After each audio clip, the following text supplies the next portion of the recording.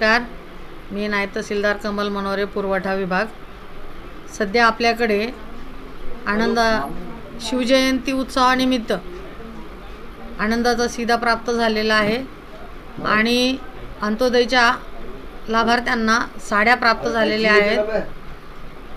50% आनंदाचा सीदा काल वाटप झालेला आहे आणि उर्वरित आता 2 दिवसामध्ये पूर्ण वाटप होईल।